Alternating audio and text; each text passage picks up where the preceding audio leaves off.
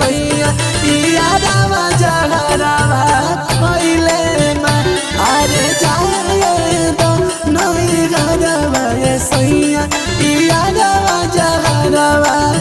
खइले बा।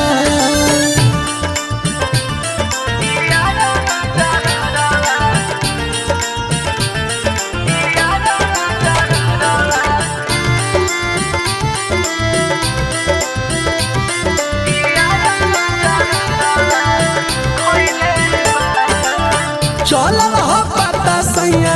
उनके तत्काल में भर्ती भइल बा जिला अस्पताल में चलल हो पता सैया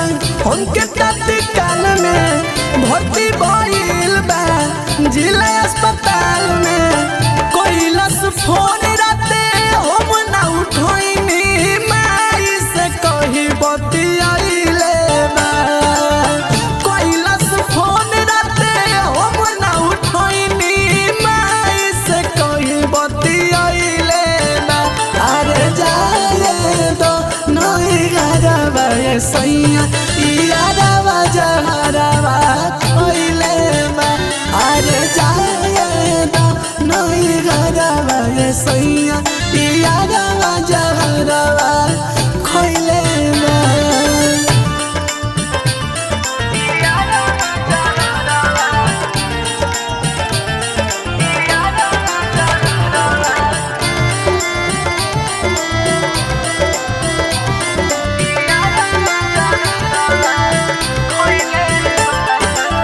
हंसवा के जोड़ा सैया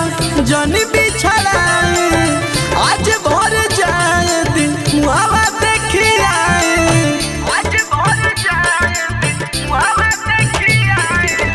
हंसवा के जोड़ा सैया जनी बिछड़ाए आज भर जाए दिन मुहावा देखी आए